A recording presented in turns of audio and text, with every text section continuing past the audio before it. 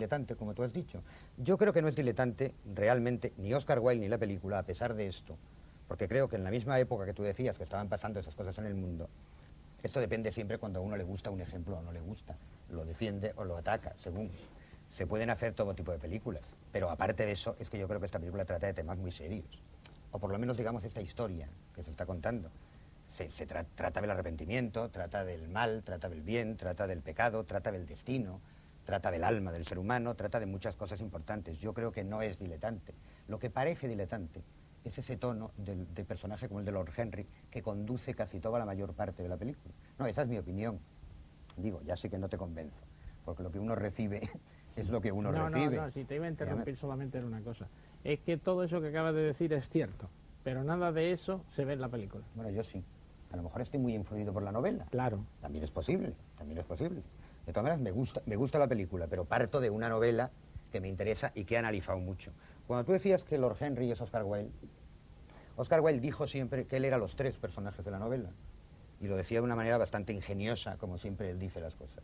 Dice, Lord Henry es como la gente cree que yo soy. Basil, el pintor, es como creo que soy yo. Y Dorian es como me gustaría ser.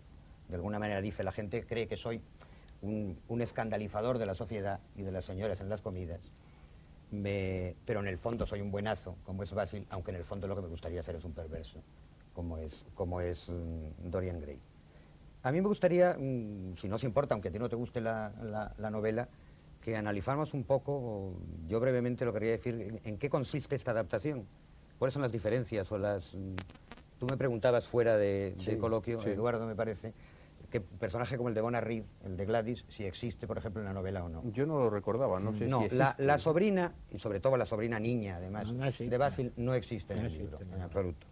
Lo que sí existe es un personaje que se llama Gladys, que es una condesa o duquesa, al final, que están a punto de entrar en relaciones con Dorian Gray, y Dorian Gray lo rechaza. Y luego hay otro personaje cuyo nombre ahora no recuerdo, me parece que se llama Hester, o Heather, que es una chica de la cual habla Dorian al final, y dice, es una moza de pueblo rural, muy sana, una especie de segunda Sybil Vane, pero de pueblo, con la que me iba a casar, pero voy a renunciar a ella para no hacerle daño. Entonces, un poco ha fundido estos dos personajes, Albert Lewin, que también es el guionista, para dar un arranque de enamoramiento desde el principio y para hacer una cosa que me parece muy astuta, que es que para poder demostrar que ese cuadro tan distinto al primero era de verdad el mismo cuadro, no bastaba con la firma del pintor, porque podía ser otro cuadro del pintor.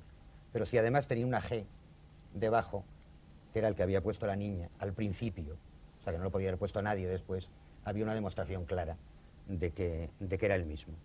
Hay otras cosas distintas. Si me permites, sí. Lo que sucede es que yo creo que el personaje de Gladys introduce un tema que has apuntado anteriormente y que no veo mucho cuando se analiza esta película, que tampoco tiene muchos análisis, como la obra de Lewin, que es, si alguien va a buscar análisis, resultan ciertamente raros. Y es el tema de la redención y el tema del perdón y de la segunda oportunidad. Bueno, si es que eso, claro, es la segunda Sybil Vane, o sea que me imagino que habrá sido buscado.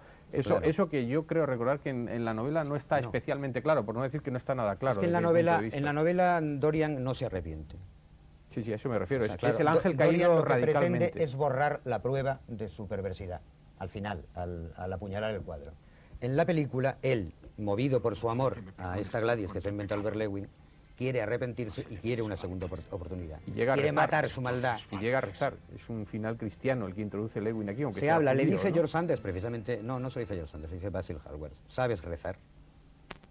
Le dice. En el mismo lugar donde se oye luego la voz en off diciendo perdón señor. No, perdón señor dice, claro, pero eso ya es cuando ya ha cometido el acto de la puñalada y ve que se va a morir. Exacto. Pero ese tema no existe en el retrato de Dorian Gray. No existe. El cinismo existencial de Oscar Wilde, su diletantismo, por referirnos otra vez a lo que acaba de decir anteriormente Juan Miguel Lamet, desaparece absolutamente en esta película, que yo no creo que sea tan fría. Yo creo que es una película bastante comprometida por la parte, sobre todo en el tercio final y en la forma en que comprometida moralmente. Yo creo que la rueda Lewin muy en contacto con los personajes. Ahí quería abundar yo en ese tema.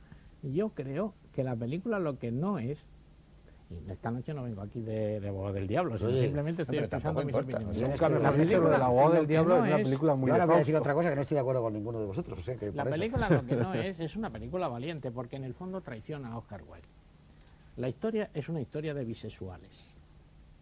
Esa es la verdadera historia. Sí, Basil Hallward está enamorado de Dorian Gray en el libro, cosa que aquí ha desaparecido. Exactamente. Y aquí incluso se traiciona eso, y el pintor, en el momento en que salen, el pintor que no se sabe qué familia tiene, ni si está casado, si no está casado, no se sabe nada de él, cuando sale en el jardín, en la primera entrevista que tiene con Lord Henry, salen al jardín y al fondo hay una mujer que está como cosiendo o como haciendo algo. Está traicionando siempre lo que dice la novela. En ese punto que es fundamental. Es que la novela dice que Dorian Gray era un Adonis rubio. Bueno, que es cosa que en absoluto es el actor que hace la película. Y aquí no es el Hugh Humphrey en absoluto es, como muy bien ha dicho García, es un vampiro. Sí, es un vampiro, sí. Yo también lo he dicho, y además quería abundar, y en eso estoy de acuerdo contigo. A mí una cosa que no me gusta de esta película es Hugh Hatfield, no porque su interpretación sea mala, sino porque yo creo que Dorian Gray debía ser en hombre casi tan bello como es Ava Gardner en Pandora, en la otra película. Además son dos personajes curiosamente parecidos en las dos películas. Son dos seres atrayentes y maravillosos con una corte de admiradores, los dos.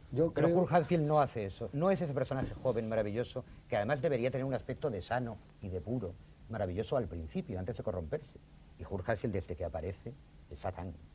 Yo no digo si está bien o está mal, pero que evidentemente esto es otro camino totalmente distinto al de la novela, totalmente distinto. A mí me parece, y para ya disentirnos todos, a mí me parece, yo estoy de acuerdo con Jean Renoir, que es apasionante. Yo el clima de corrupción moral de una época nunca lo he visto mejor que en el retrato de Dorian Gray. Yo creo que eso es cierto. No, por ejemplo, la escena que es un solo plano, cuando viene Dorian Gray a su casa y entonces hace que no conoce a Basil, pero Basil le llama y al final entran en su casa, que acaba, la cámara corrige y acaba con el farol de gas en medio de la niebla, en ese Londres. Parece la luna, además. Bueno, esa niebla es uno de los momentos más elegantes que ha hecho el cine reflejando una época. Pero yo creo que todo esto, y habría que llevarlo a un terreno a lo mejor que es el que le hubiera gustado a Lewin, supongo, literario, todo esto nace, yo creo que Dorian Gray es Henry Irving, el actor que volvió loco a Bram Stoker y que pertenecían, como todos estos, y lo de la bisexualidad está muy bien traído, al Golden Dawn, ese al amanecer dorado. Había un mundo de bisexualidad, homosexualidad, etcétera, que está latiendo en todas estas novelas. Y además hay un hecho muy curioso. La mujer de Bram Stoker, la famosa Constance, fue primero novia de Oscar Wilde. Es el que le regala una cruz para que se la ponga al cuello, que luego esa cruz en Drácula de Bram Stoker va a tener un juego decisivo. Es una mujer que ha flirteado con Du Maurier, que es el autor de Svengali, y que dice que era una de las mujeres más atractivas del mundo que podía haber. Luego era una mujer que decían también que no tenía ningún tipo de sexualidad. Es una mujer que cuando se casa con Bram Stoker prácticamente la abandona porque su matrimonio no funciona, porque es Irving, con el que viaja a Estados Unidos, con el que hace las tournés. Y todo esto nace porque Irving estaba fascinado con lo que decía antes Eduardo, con Fausto. Y cuando montan Fausto en el Liceo de Londres, se abren los ojos de Stevenson, de Oscar Wilde, de Bram Stoker, y entonces, como no tienen posibilidad de censura, que tampoco creo que la tenía en la Metro, Albert Lewin, no podía contar esto en Metro Goldwyn Mayer, además, el año 45, hay uno de los momentos más aterradores que ha dado el cine, que es cuando él va a esos barrios que están en Whitechapel, etcétera, y entonces se acerca a aquel tugurio, lleva una copa al que está tocando el piano y de repente sale un ser extraño, abre una puerta, él sube y antes de subir esas escaleras mira. Eso está directamente sacado Jack el Destripador. De Caligari, de Jack el Destripador, y ese es un mundo fabuloso. Y yo creo que, claro, hay una dualidad en la película. Por un lado está Oscar Wilde diciendo frases brillantes e inteligentes, y por otro lado está como una envoltura que tiene lo de los catafalcos, esa frialdad terrorífica. Pero ese mundo literario yo creo que sí está reflejado. Yo no dudo que esté, incluso, Perdón, bueno, cualquiera de los dos. Sí, e incluso visualmente. A mí la película, yo que soy un apasionado del cine invisible, por decirlo de alguna manera, del cine de montaje invisible, el cine de Howard Hawks y de alguna forma el cine más sencillo, y alguna vez hemos hablado ya aquí en estos coloquios, como es el de John Ford.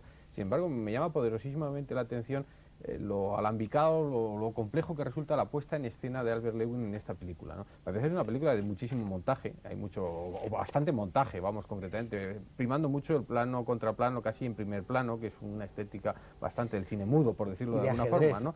Y como una partida de ajedrez. Unos movimientos de cámara que dan una cierta fluidez a la puesta en escena en muchas ocasiones, que no son puramente de seguimiento funcionales de los actores, sino que tienen más la profundidad de campo, aludido anteriormente Juan Miguel Lamet, con la que juega muchísimo y realza además el decorado.